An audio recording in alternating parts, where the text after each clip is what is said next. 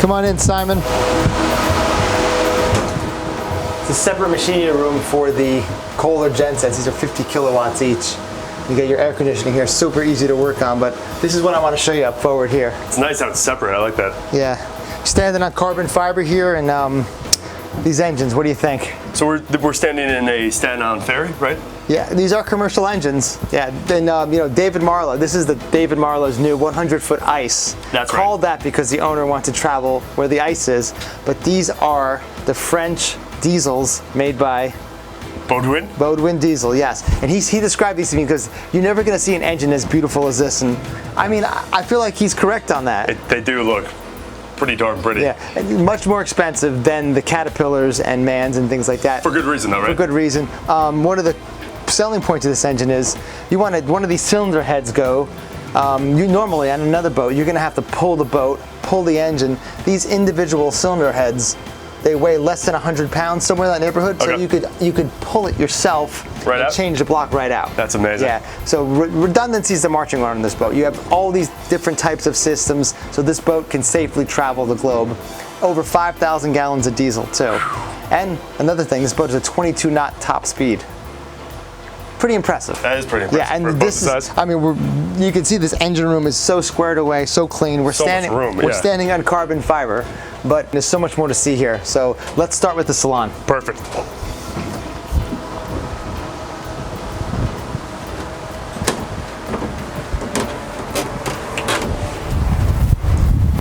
A lot of space here. On the aft deck, you're protected by the flybridge overhang, but sure, but yeah.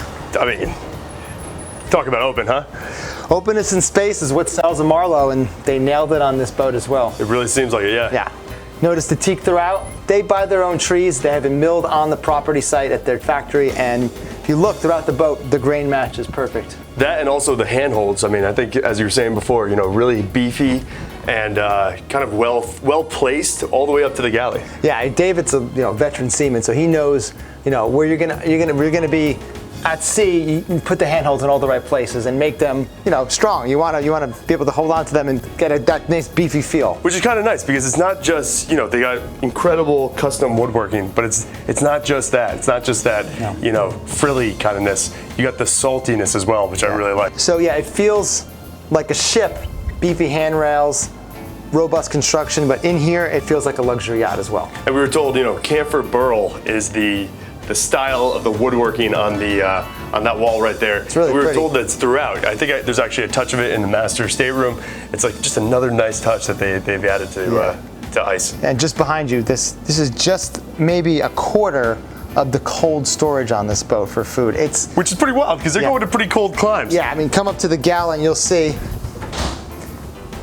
Now, you hear me on these videos and I write about it. I'm a big fan of the galley aft, which this boat can have, but this forward galley is a pretty amazing space. And you see it on a lot of yachts of this size. It's a nice way to bring the home kind of aboard with you, because it does feel like we're in a really stately, nice kitchen right here. Plenty of counter space here for the chef. Plenty of more counter space here, but usually, there's a lot of seating right behind you as well, but generally, I'm gonna find me and my family, we tend to gather around the kitchen and stand around and sort of eat standing up a lot of the time. No, you're not wrong. This is definitely a focal point. Very conducive to entertaining. Absolutely. Yeah. And like you were saying, to starboard and to port, we got easy access to both decks. I mean, it's a nice touch too. Yeah, so this would be the passageway to the guest staterooms, and right here in front of me is the up to the command bridge, which is a sight to see. Really well made for the captain.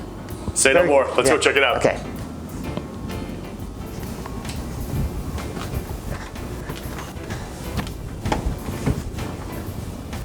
Simon, is this the helm fit for a captain? Fit for a kingly captain, yeah. What? This is a place that you want to spend a lot of time. Yeah, I mean, they plan on spending a lot of time here. There is a captain's quarters behind here.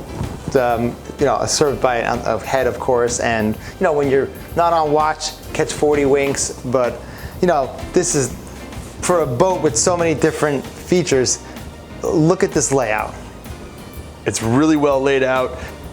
They got the destroyer wheel with a lot of nice touches on that.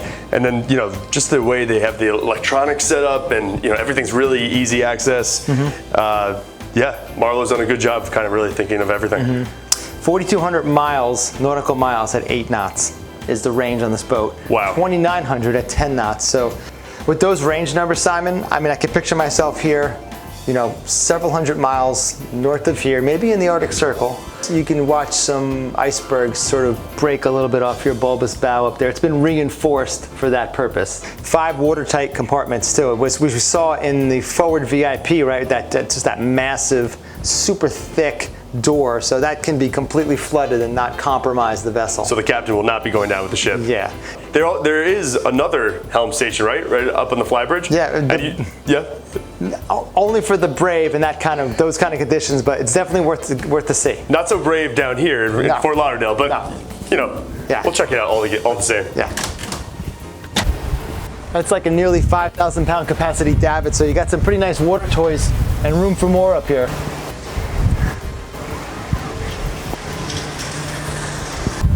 Simon, I really like the choice of these custom helm chairs that they on the flybridge here. I love how they look really nice, but it's rare. I think that you blend comfort and have a seat. design together. Wow. Yeah. Wow. That is still everything you need up here. A little less electronics than in the command bridge, but still well equipped, just like the rest of the vessel. Sure. David Marlow was telling me he said something that's along the lines of from the Amazon to the Arctic, and from what we've seen, the systems on this boat are equipped to handle that. I love that ethos of just, you know, spinning the globe and just putting your finger down, and wherever it lands, you're gonna go. That just spirit of adventure that it pervades this vessel. So for more on Marlow's 100 Ice, stay tuned for an upcoming issue of Power Motor Yacht, or check us out online at pm1mag.com. Jeff, Arctic or Amazon? Even if it's a coin flip, I want either way. I really believe that. I don't know. I think